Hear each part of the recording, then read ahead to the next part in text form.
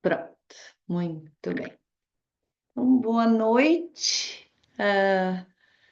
Hoje a gente tem essa reunião para falar sobre a viagem e a maioria das pessoas com quem eu falei não consegue, tá ao vivo agora, então ela vai ficar gravada para todo mundo que pediu. Mas vamos ver aqui, tem a Helena que entrou agora, a Simone. Então, bem-vindas, bem-vindas. Eu estou muito contente de montar essa nova turma, esse novo grupo, né, das nossas aventuras. Estamos começando bem cedo esse ano a organização da viagem.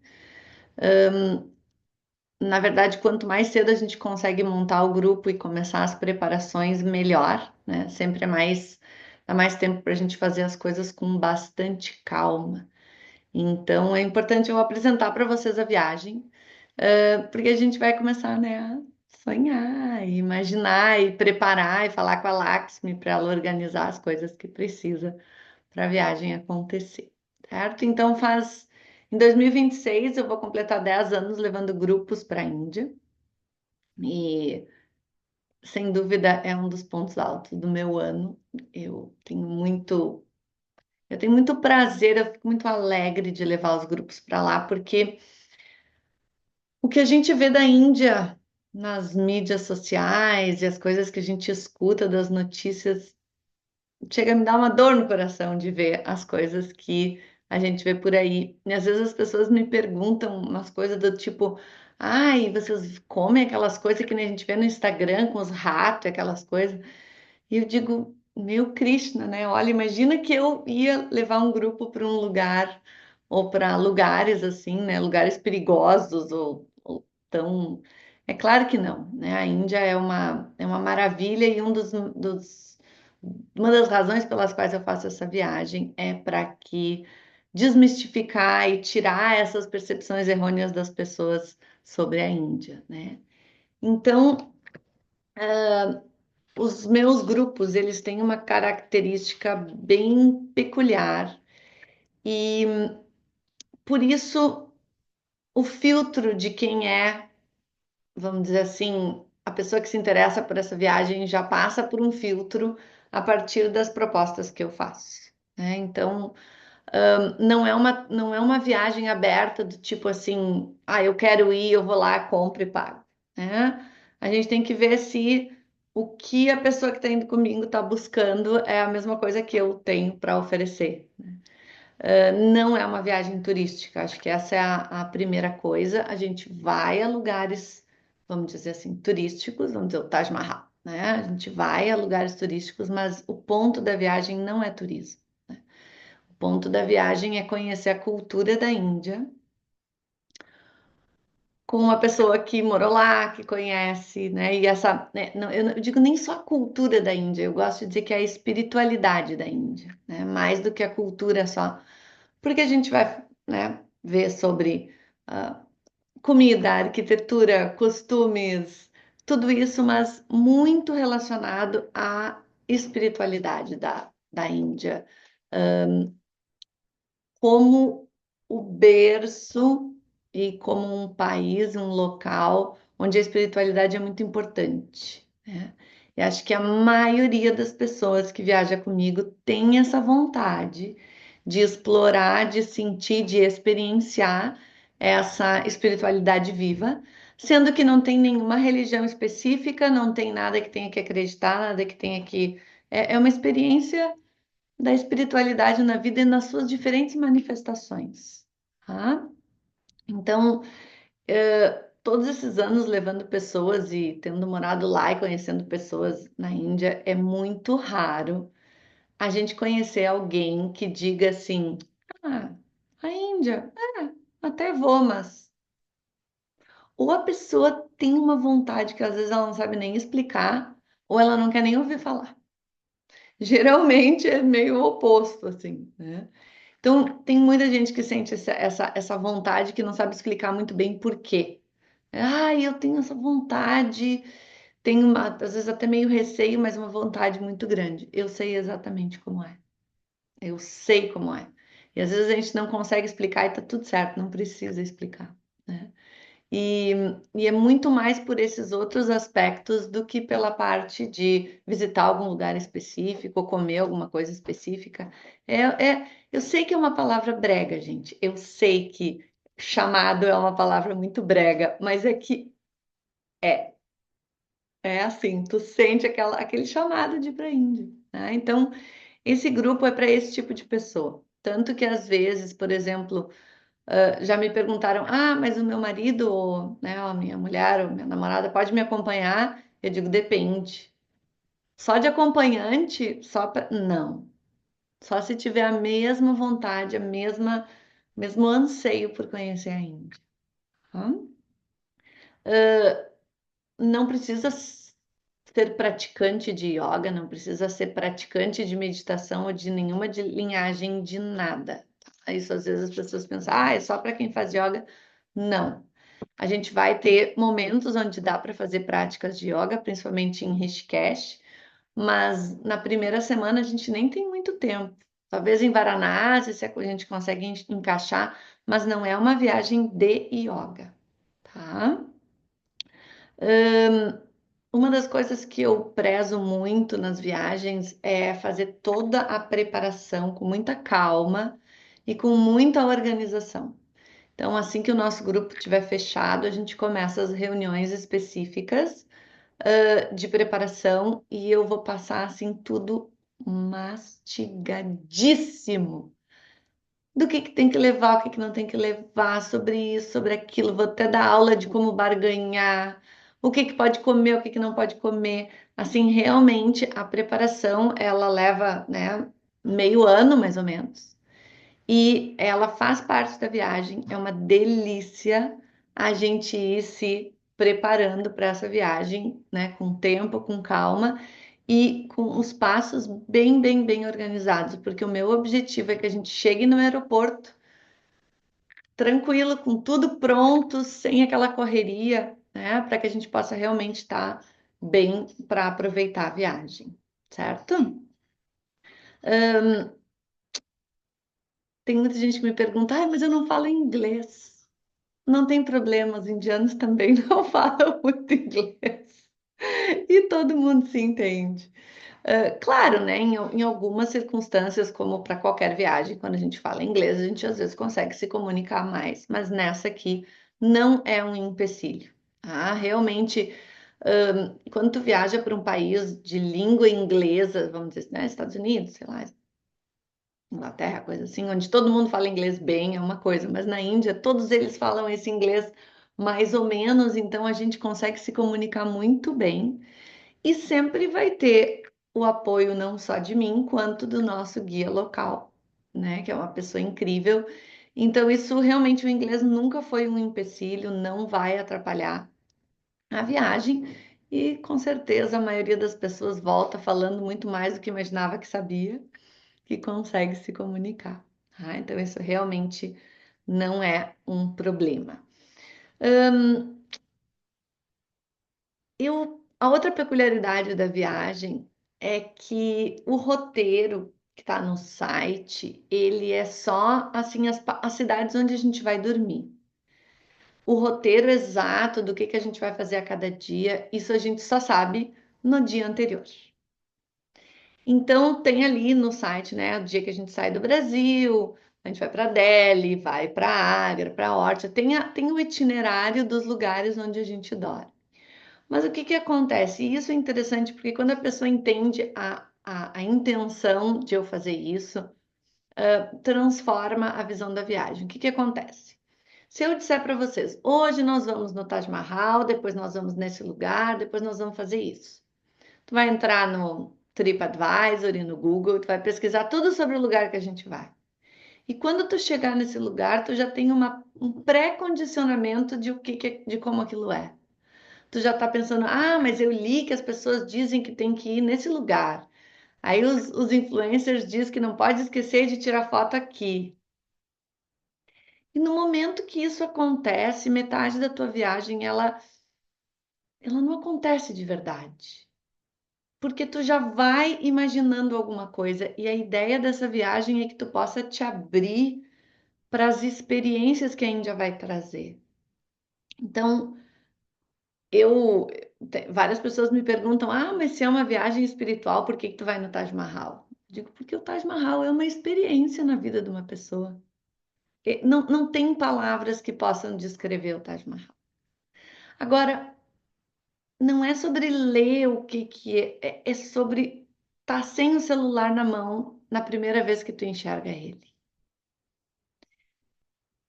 E com muitas e muitas experiências que eu escolho a dedo dessa viagem, se tu souber antes, metade da graça perde.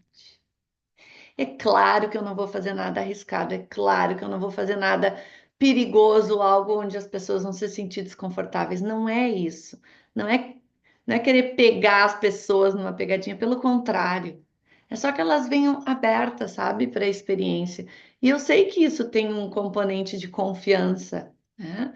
E o que que eu posso dizer? Eu posso dizer que faz 10 anos que eu levo grupos e tem funcionado maravilhosamente. E as pessoas dizem que bom, porque eu tenho mania de controlar tudo, eu quero saber tudo aonde eu vou, eu quero saber o hotel, eu quero saber isso. E pela primeira vez eu não preciso saber. Eu posso confiar que o que eu precisar saber, eu vou saber. Então, de manhã eu vou dizer para vocês: olha, amanhã tem que levar um casaquinho, amanhã a gente vai sair tal hora, a gente vai, né? Eu vou dar todas as instruções do que precisa fazer, mas a experiência ela tem que ser limpa, né? Então, eu faço questão disso ser assim, porque quando não é, a chance da gente se tornar turista fica muito grande. Então, essa experiência é a parte principal da viagem. Se vocês já viram as informações no site, vocês vão saber que a viagem ela é feita de uma forma muito top, assim. É muito, como a gente diz, Índia Nutella, né? Hotel maravilhoso, ônibus maravilhoso, guia, tudo de excelente nível, assim. E às vezes até as pessoas me perguntam, mas por que, né? Por que fazer tão chique, vamos dizer assim? E o que que acontece? A Índia, ela é muito intensa, né? Tudo na Índia é intenso, as cores, os cheiros, a comida, o trânsito, tudo é uma explosão dos nossos sentidos. Se a gente fica num hotel mais ou menos, e a gente não dorme numa cama boa, não toma um bom banho, sabe? No outro dia a gente está cansado e a gente não aproveita tanto. Então, se a gente fosse ficar 3 meses na Índia, a gente pode se dar o luxo de ficar num hotel mais baratinho, ter uma noite não tão boa, no outro dia de manhã tu dorme. Mas para quem tem 14 dias para aproveitar, tu tem que ter um lugar onde tu volta e a tua cama é maravilhosa, o café da manhã é ótimo.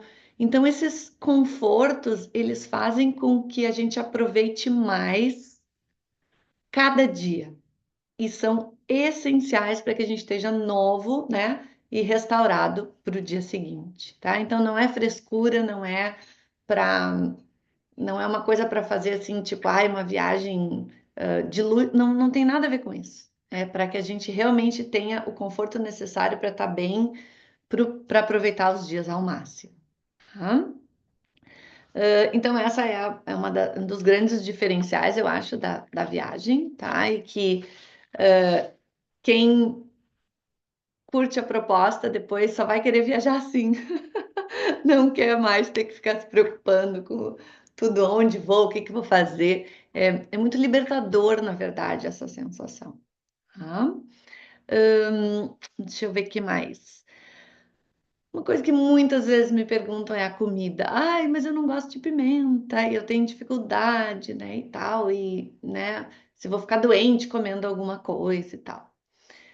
Eu acho muito engraçado que ninguém fica doente de barriga ou essas diarreia, essas coisas que a gente imagina nos grupos, porque justamente a gente cuida muito. Eu digo, aqui tu pode comer, aqui não pode. Isso pode comer, isso não pode. Eu dou toda uma aula para a gente saber quais são as coisas que podem dar problema. Então, acaba que todo mundo se cuida e não acontece nada. E aí eu rio muito, né? Eu digo, tu quer pegar uma virose? É só ir para Garopaba ou para Florianópolis no verão. Todo mundo pega virose. Mas na Índia não, porque a gente está cuidando muito disso. E o ponto é, a gente come em restaurantes maravilhosos, em hotéis maravilhosos onde não tem nenhum risco, né, da gente ficar doente ou pegar alguma coisa. E é claro que a gente não vai comer comida de rua, né? A gente vai ter uns cuidados básicos, não é nada, não é nenhum problema. E pelo contrário, a comida tende a ser para 95% das pessoas uma descoberta incrível dos sabores, da sofisticação da comida indiana, né? E a questão da pimenta é assim. Eu acho que não dá para dizer que a comida indiana ela é apimentada. Ela é uma comida condimentada. Ou seja, ela tem muitos condimentos que a gente não usa na nossa comida. Então, tem pessoas que têm talvez um intestino, um estômago mais delicados que sentem, né? Mas não é necessariamente a pimenta. Tem muito, tem gengibre, tem açafrão, tem cúrcuma, cominho, pimenta. Ou seja, são muitos sabores que a gente não está acostumado. Eu, por exemplo, não consigo comer no Brasil. Eu acho toda a comida do Brasil sem graça. Depois que a gente se acostuma, né? Então, mas tem gente para quem o sistema digestivo não consegue comer tanto ou em todas as refeições. Então, em todos os lugares que a gente vai, sempre existe a possibilidade de tu comer uma massa, um hambúrguer, vegetariano, a maioria das vezes, né? Batata frita, sanduíche, omelete, sempre existe a possibilidade eu vou fazer de comer comida normal, né? De comer comida ocidental, vamos dizer assim.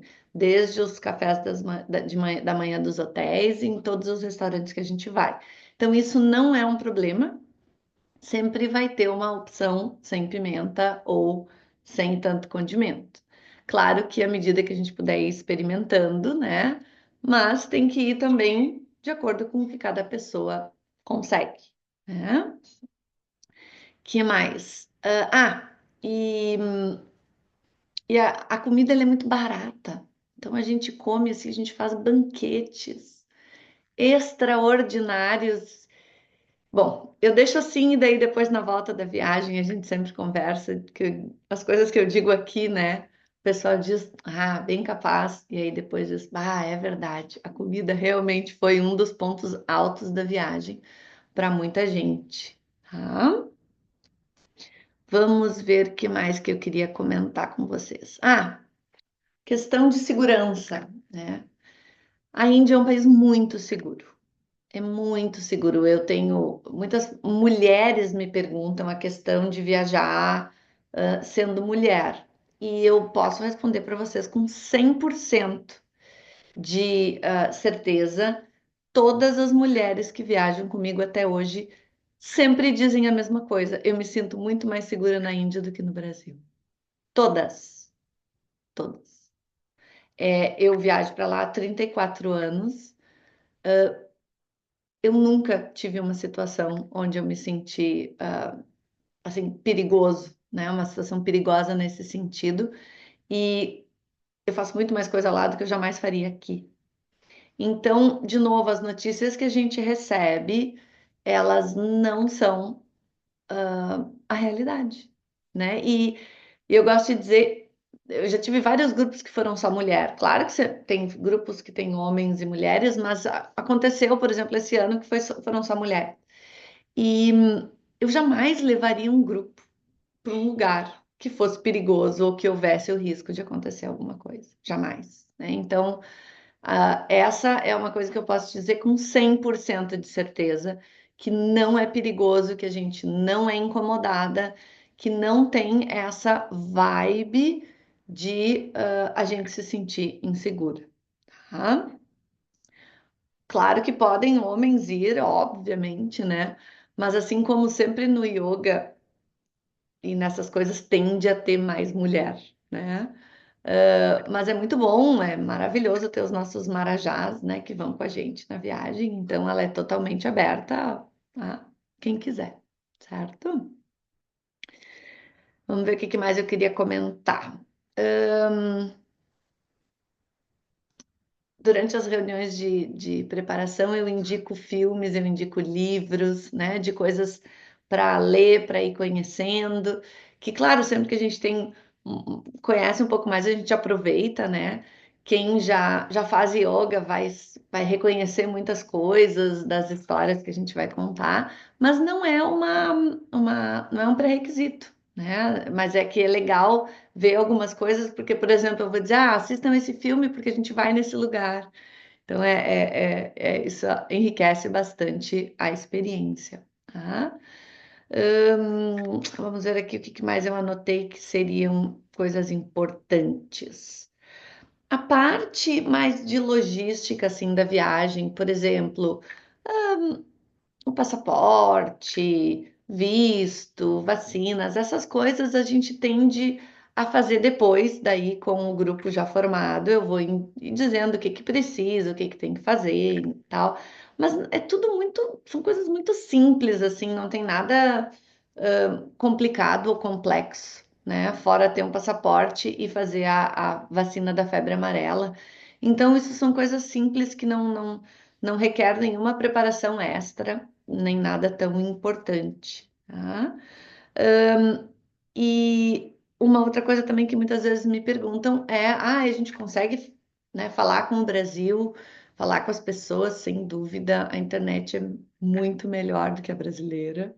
A gente pode estar sempre conectado nos hotéis, em qualquer restaurante que a gente vai, tem Wi-Fi também, então, quanto a isso, é totalmente normal e até melhor do que aqui. Tá?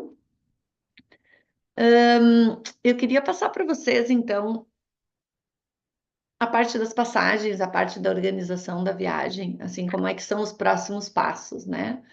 Então, sempre que alguém de vocês quiser conversar comigo, tirar alguma dúvida, enfim, então sempre é só mandar um WhatsApp para a escola e a gente marca de conversar.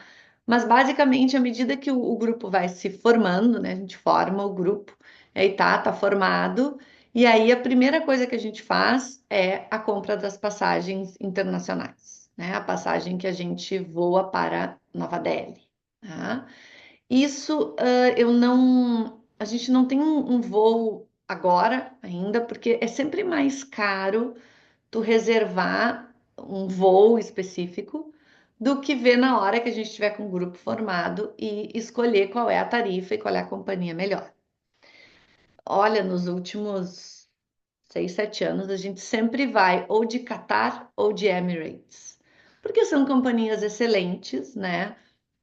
Que tem a parada, né? A parada do voo grande, vamos dizer assim, em Doha ou em Dubai, com aeroportos com uma infraestrutura excelente, aviões maravilhosos, ou seja, existe outras rotas. A gente pode, por exemplo, ir pela Europa, tá? Mas hoje em dia não vale a pena. Sem dúvida, essas duas companhias são as melhores conexões, os melhores voos. E existem, às vezes, passagens mais baratas, talvez, não tanto, não tem mais tanta diferença assim, de, por exemplo, ir pela Europa. Mas o que que acontece? As conexões são muito ruins. Então a gente não pode ficar 12 horas num aeroporto em Londres esperando o próximo voo, né? A gente não tem esse tempo. Então essas duas geralmente são. E aí a gente vê qual a tarifa está mais barata na hora de comprar, né? E não, cada pessoa pode comprar com o seu agente de viagem, ou se quiser comprar sozinho na internet, ou se quiser comprar com a moça que compra as minhas passagens. Geralmente o pessoal que vai comigo compra, a gente compra junto, eu compro com ela, e eu super recomendo isso, porque é muito bom alguém, né, uma agente comprar para ti, porque qualquer coisa que tu queira é só falar com ela, não tem que ficar ligando para 0800, não tem que se preocupar com nada. Eu acho que nesse tipo de viagem vale muito a pena, né? Mas é uma decisão de cada pessoa. Se tu quer comprar a tua passagem sozinho, ou se tu tem um agente de viagem, ou se tu quer usar milhas, eu passo o voo escolhido, vamos dizer, o voo que eu vou, né? E aí tu pode comprar. E muitas vezes tem pessoas de outros lugares ou que moram em outro país, que encontram a gente também, não tem problema. Então, vamos dizer, a gente vai chegar em Delhi na manhã do dia 1, eu acho. Deixa eu ver. Dia 1 de fevereiro a gente chega de manhã às 9 horas da manhã em Nova Delhi. Então, é só organizar as passagens de forma que tu chegue perto. Tem gente que às vezes chega um dia antes ou chega um pouquinho depois, isso tudo a gente vai ajustando, tá? É engraçado porque a gente sai do Brasil num dia de noite, no caso no dia 31 de janeiro, a gente sai de noite. Aí o dia 31 de janeiro ele não existe, ele é um dia que fica no meio do fuso perdido e a gente chega no outro dia de manhã, né? Que vai ser um domingo, eu acho. Sai na sexta de noite, chega domingo de manhã lá. Só que na volta, a gente sai de madrugada do dia 15 e a gente chega no dia 15 também de noite. Então é uma coisa muito estranha essa ida e essa volta, né? São muitas horas de fuso, é uma viagem longa, tá? Por isso, de novo, a escolha de ir de Qatar ou de Emirates, que daí a gente vai confortável, né? São voos realmente excelentes, tá? Geralmente a gente faz Porto Alegre, São Paulo, São Paulo, Doha ou Dubai, e aí de Dubai ou Doha para Nova Delhi. A volta, a mesma coisa. Então, a passagem é a primeira coisa que a gente faz depois que o grupo está formado, tá? E aí a gente começa as reuniões de preparação. E aí, ali no site tem a parte dos pagamentos e da inscrição, e tem dois valores. Tem um valor do pacote para as inscrições até o dia 31 de maio e um outro valor para as inscrições até o dia 31 de julho. Tá? 31 de julho é o máximo da gente ter que estar com o grupo fechado para começar a comprar as passagens e fazer a preparação. Já teve gente que entra depois, mas para a gente conseguir os melhores hotéis, para a gente conseguir tudo direitinho, esse tipo de coisa tem que ser com o tempo. Não adianta. Né? E para o meu agente de viagens fazer as melhores escolhas, tudo precisa desse tempo do que deixar para mais tarde, ali setembro, outubro, fica realmente muito em cima, né? Mas o que que acontece? A inscrição tem que ser feita até esse momento e uma parte do pagamento. O resto, a gente tem depois um pagamento em outubro e praticamente metade do pagamento é feito na chegada da Índia. E eu gosto de explicar isso, de por que que o pagamento é feito lá, né? Então, vocês vão ver ali no site que tem até o 31 de julho são US$ 600, 30 de outubro 900 e no dia da chegada da Índia são 1.500 em espécie. Porque o que que acontece? Quando eu tenho que mandar esse dinheiro para a Índia, através de transferências, eu tenho que pagar muito imposto. E isso aumentaria muito o preço da viagem, né? E como realmente é um valor muito, muito, muito bom. Eu sempre ouço outras pessoas falando, né, dos preços de outros pacotes. Então, esse, pelo que ele inclui tudo, né? Se vocês pensarem, tá tudo incluído ali dentro desse valor. A gente realmente precisa desse tempo antes.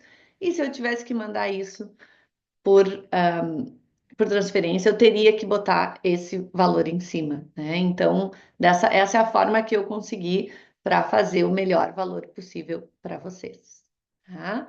Os outros pagamentos, eles podem ser em espécie, em dólar, mas a maioria das pessoas faz por Pix, né? A gente vê a cotação do dia e faz o pagamento dos dólares sem problema nenhum, tá? Então é só isso, é que o que conta daí o valor do pacote é a data até a data que tu faz o pagamento da taxa de inscrição, tá?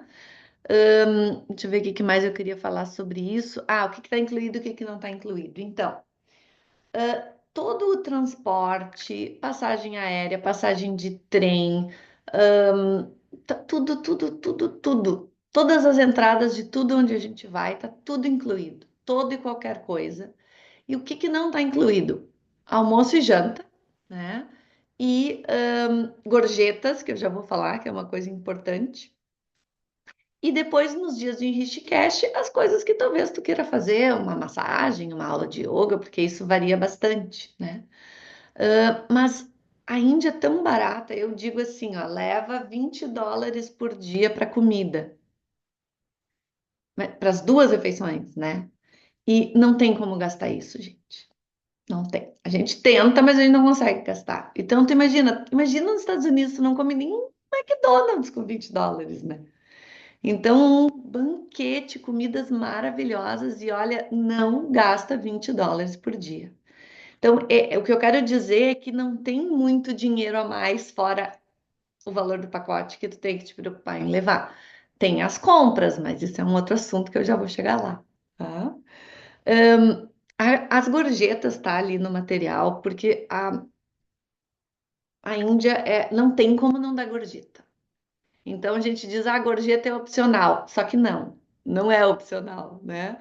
Faz parte de um sistema onde é um reconhecimento, e principalmente dos estrangeiros, é uma coisa muito importante. Então, essa parte tá anotado ali, né? As sugestões de valores para levar, o que, que não está incluído. E isso realmente não é opcional. Uma vez uma moça me disse, mas né, gorjeta é opcional. Eu disse, mas nesse caso não é. Porque faz parte e as pessoas que viajam comigo entendem isso. E se a gente imaginasse assim, a gente vai ter um ônibus, né? Para se deslocar nas coisas. E o ônibus tem um motorista e tem um ajudante do motorista. E eles cuidam da gente de uma forma que é inacreditável. Eles cuidam da gente. Eles não estão só dirigindo, eles cuidam. Então, essa gorjeta, ela é. Mesmo que eu não dissesse, vocês iam querer fazer esse movimento, porque é muito importante. Tá? As compras é um capítulo à parte. Eu sempre digo, mas uma viagem de pessoas espiritualizadas, desapegadas. Só que não. Porque as coisas que tem para comprar na Índia são tão espetaculares e tão barato e tão maravilhoso. E sem exceção, todas as viagens que eu levei, eu digo, levem 2 malas, porque a companhia permite 2 malas de 23 quilos cada pessoa. E aí o pessoal diz, não, capaz. E aí no último dia é uma correria no hotel de quem tem espaço na mala, porque eu já passei do meu todas as vezes a mesma coisa, tá? Então, eu não estou fazendo uma apologia a sair comprando, mas eu estou dizendo que tem coisas espetaculares. E uma parte importante da viagem que eu levo vocês é ver, por exemplo, como. Estão vendo que tem uma pintura ali, num quadrinho ali? É uma pintura feita de é uma miniatura de uma pintura feita com um pincel de rabo de esquilo, que os artesãos de Jaipur fazem e que já não tem mais ninguém no mundo que faça uma coisa dessa. Então, os tecidos, os teares, tem cada coisa espetacular de artesanato que a gente nem imagina que ainda exista no mundo. Então, isso é uma parte importante da viagem que eu faço questão de mostrar e é sempre muito emocionante porque eu não sei se a minha filha vai chegar a ver isso, entende? Quando ela for adulta. Eu não sei se isso ainda vai existir por muito mais tempo. Então, é uma oportunidade única da gente ver a maestria e a importância que a Índia dá para a beleza, para a sofisticação, para o trabalho belo. Tá? Então, e aí, assim, como é que a gente vai quantificar, né, o valor para gastar em compras? Depende muito da pessoa, né? Mas que realmente o que eu escuto na volta é o arrependimento, nunca do que comprou, só do que não comprou. Mas então, gente, assim, como tudo é muito barato, né? Roupas maravilhosas, roupas do estilo que a gente gosta, né? Geralmente quem vai para a Índia, geralmente, curte coisas mais, né? Despojadas, ou naquele estilo, aquelas calças Aladdin e japamala, incenso, aquelas coisas que a gente gosta. Então, também é uma coisa onde a gente encontra essas coisas, né? Às vezes aqui é difícil de achar pashminas maravilhosas. Então, o que que eu posso dizer assim, ó? De 200 a US$ 500, depende de ti, né? Mas olha que com US$ 500, mas tu enche uma mala ou duas de coisas. Ah, sim, realmente. Dá para fazer chover para cima, mas de novo, vai depender de ti. Mas uma coisa que eu queria comentar sobre isso. Eu me lembro uma vez uma aluna minha me dizendo assim: Nossa, mas essa viagem, eu não sei quanto é que era na época que ela fez, mas sei lá, 20 mil, vamos dizer assim. Ela disse: Meu Deus, mas isso é metade de um carro. Isso faz anos atrás. Hoje em dia não tem nenhum carro de 40 mil, mas vamos dizer, né? Era metade do valor de um carro. E daí eu me lembro que eu olhei para ela e eu disse: Mas tu precisa de um carro? E ela: Não, eu já tenho. Então, a gente não pode pensar nessa viagem numa questão de preço no sentido de mil, porque se tu não dá valor para o que essa viagem pode te trazer, ela vai ser muito cara. Vocês entendem o que eu quero dizer? Se isso for uma coisa importante para ti, que tu precisa, e eu posso dizer um momento, uma viagem transformadora, pechincha. Então não adianta a gente pensar dessa forma. O que a gente tem que pensar é: eu tenho como ir nessa viagem de uma forma tranquila. Não adianta também ficar devendo, né, para Deus e todo mundo e ficar angustiado depois, não é o ponto. Então, não é a ideia da viagem, não é que tu tenha que contar cada dólar e esteja sofrendo e desesperada porque não tem US$ 10 para comprar alguma coisa. Eu acho que não tem graça a gente viajar assim, vocês não acham? Fica pesado, né? Tem uma hora na vida da gente que dá e tem uma hora que ainda não dá. E é legal a gente reconhecer isso quando dá, né? Então, eu às vezes comento, né, com os meus alunos o quanto a gente gasta com bobagens. Vai ali, sai para jantar, gasta R$ 200. Faz as unhas e cabelo e não sei o que, não sei o que, 200, 300, assim, rindo, né? Roupa que não precisa e coisas que não precisa. E se tu olhar no final das contas, tu mais do que tem o dinheiro para viajar, é só ajustar certas coisas na tua vida de acordo com as prioridades. E se essa experiência é uma prioridade para ti, dinheiro não é um problema. O bom é que a gente tem dinheiro para gastar nessas experiências, que é o que a gente está buscando, né? Sou bem pragmática nesse sentido, e para que seja tranquilo para a gente, né? Não adianta a gente ir para sofrer, tem que ir para aproveitar, tá? Mas então é importante vocês saberem isso, que não, fora essas coisas que eu comentei agora, não tem mais nada. Nos dias de Rishikesh, que a gente passa algumas noites lá, é uma parte da viagem onde a gente não vai estar como grupo fazendo tudo junto o tempo todo. É um momento onde a gente pode experienciar a Índia, de uma forma mais imersiva, no sentido assim de cada um fazer o que tem mais vontade. Então, vamos dizer assim, eu quero fazer massagem ayurvédica, porque não pode ir para a Índia e não fazer uma massagem ayurvédica. Não pode, não vou te deixar voltar se tu não fizer, porque é uma experiência única, né?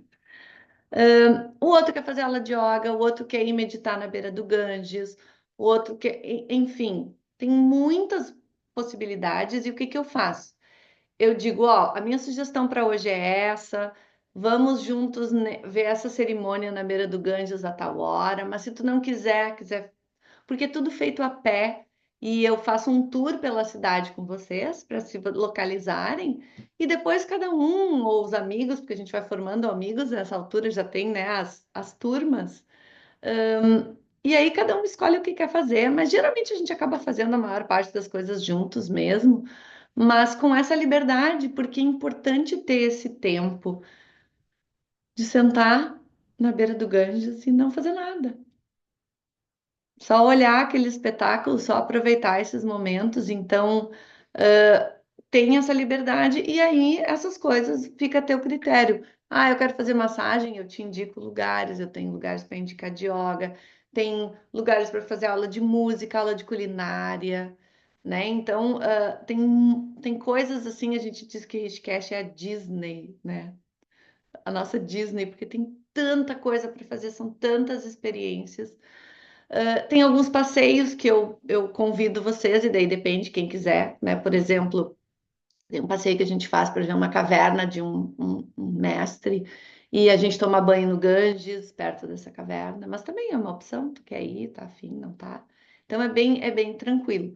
E essa parte é mais para o fim da viagem, porque nessa altura do campeonato vocês já estão mais relaxados, já conhecem mais a Índia, porque nos primeiros dias é todo mundo grudado em mim, assim, ainda mais para atravessar a rua, né?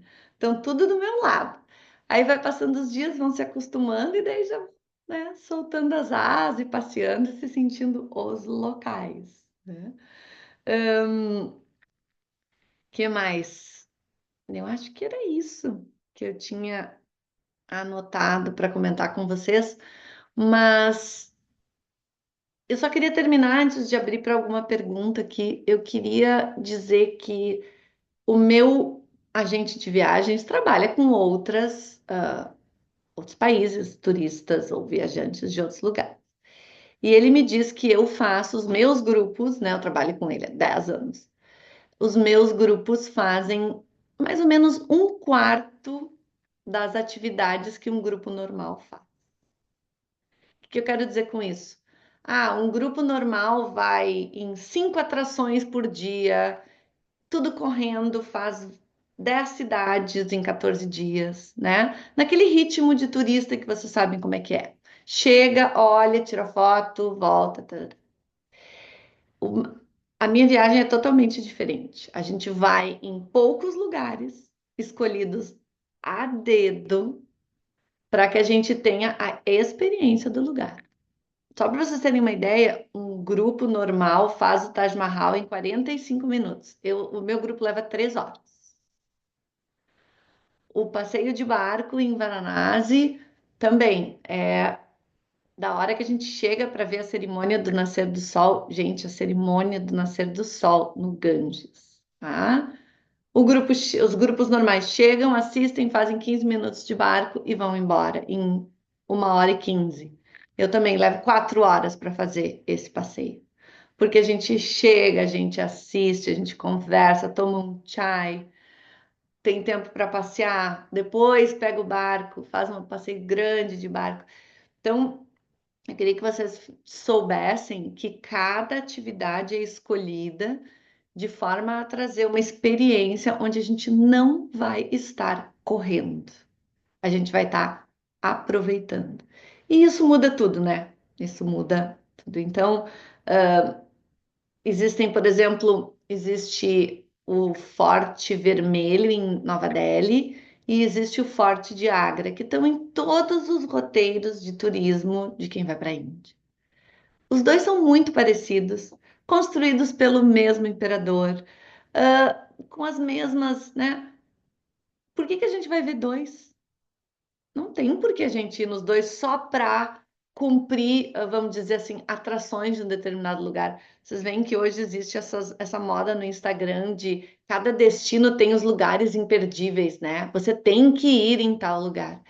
Não tem nada a ver. Não é por aí a escolha.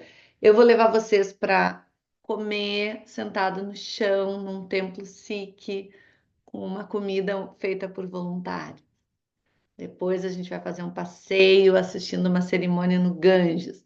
A gente vai num castelo dos imperadores mogóis, ver o pôr do sol.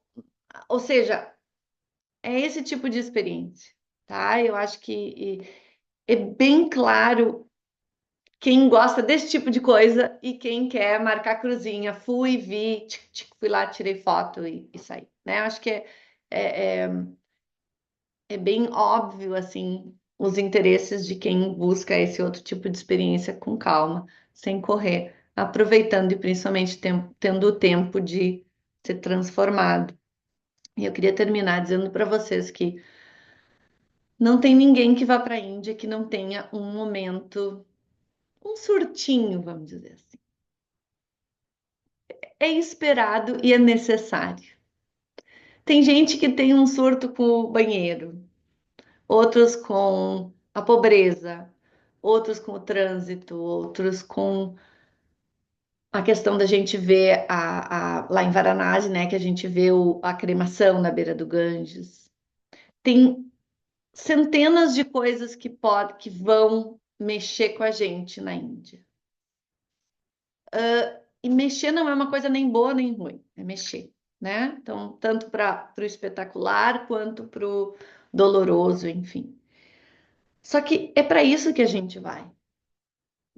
É para isso que a gente vai para a Índia. É para a gente transformar e talvez deixar algumas coisas para trás, ressignificar outras, ver uma outra maneira de viver outro, que é aquela coisa que a gente faz quando a gente viaja, né? Mas a Índia tem uma capacidade de pegar a gente, às vezes, em algumas coisas, e essa é a razão pela qual a gente escolhe ir para a Índia. Então, eu tenho receio do banheiro, de fazer xixi, que o banheiro vai ser fedorento. Vai ser fedorento. Ai, mas eu não consigo fazer xixi. Consegue. Eu te garanto que tu consegue. Ah, mas eu preciso dormir com o meu travesseiro. Sabe essas coisas que a gente tem na vida que tudo tem que ser de um jeito e a gente acaba transformando, a gente tem uma prisão de tudo como tem que ser. Então, esses momentos de te tirar da zona de conforto são os momentos mais importantes da viagem. Tirar da zona de conforto sem grande sofrimento e sem perigo, né, pessoal? Mas eu acho que vocês estão entendendo o que eu quero dizer, que é os desafios que a gente vai se deparar lá, eles são de propósito, eles têm um propósito para justamente abrir um pouco as nossas limitações. A gente vai para o outro lado do mundo, numa cultura com comidas, tudo, tudo, tudo diferente. E isso, esse impacto, ele te transforma. E é isso que a gente está indo buscar fazer lá, tá? Então, isso é esperado, isso é bom, e eu tô lá justamente para ajudar vocês a atravessarem e passarem e aprenderem com essas situações, tá? Ah, e a última coisa. Às, às vezes eu nem, talvez eu não me dê tanto conta disso quanto as pessoas que vão nas viagens, mas as amizades que a gente faz, a, a união que cria em um grupo, né? Viajando e passando por essas experiências juntos, muitas pessoas dizem que isso é o melhor da viagem, né? E eu sei que às vezes é difícil, eu vou ficar num quarto com uma pessoa que eu não conheço, né? Claro que também é uma medida de desapego, mas aquela coisa, mas e se eu não me der? Gente, 99% das pessoas viram amigos de infância da pessoa com quem compartilham um quarto por 2 semanas, né? Ah, a possibilidade de tu fazer amizades incríveis é muito maior do que de dar alguma coisa ruim, entende? E esse olhar da possibilidade de coisas maravilhosas acontecerem é uma coisa muito minha, que eu vou sempre insistir e dizer assim: pode dar algum problema? Pode, mas é muito raro. As maravilhas que acontecem são numa proporção muito maior do que algum problema que possa acontecer, né? Então, da gente ir com essa abertura, né? De que a gente vai fazer amigos novos, que a gente vai compartilhar e é claro que eu organizo os quartos de acordo, às vezes com idade ou pessoas que viajam juntas ou de idade. Eu faço um match cósmico. Eu conto com a ajuda de Krishna, Shiva e Ganesha e até hoje sempre foi maravilhoso. Então eu só posso dizer para vocês que garantia eu não posso dar, mas eu posso dizer que a chance de ser muito lindo é de 94,35%. Certo? Então, eu não sei se alguma de vocês que está aqui gostaria de fazer. Eu sei, é por causa da gravação. Se vocês quiserem fazer alguma pergunta, vocês quiserem colocar, ali no chat, eu posso responder. Mas aí eu já vou encerrar aqui a gravação, porque eu passei todas as perguntas, e daí eu posso, porque essa aqui vai ser enviada para outras pessoas. Aí eu vou encerrar a gravação, então, para quem vai assistir mais tarde, e daí eu respondo as perguntas de vocês, pode ser? Tá? Muito bem. Deixa eu parar aqui.